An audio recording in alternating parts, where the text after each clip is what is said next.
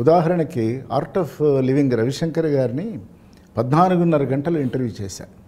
ఒకరోజు 1 గంట అరగంట కాదు, స్ప్రెడ్ ఓవర్ 3 days నడుస్తూ ఉన్నది. ఉపనిషత్తులు, బ్రహ్మసూత్ర భాష్యాలు, భారతం ఎలా పరిణామం చెందింది, ఇవన్నీ అనేక విషయాలు మాట్లాడుకున్నాం. ఇంకా ఆ రోజున 3వ రోజు బయలుదేరి 4వ రోజు బయలుదేరి రావాలంటే ఆయన ఒక చిన్న పాండ్ ఉంది, రాధాకుంజ్ అని ఉంటుంది అక్కడ వాళ్ళ ఆశ్రమంలో. ఎవరినో పిలిచారు.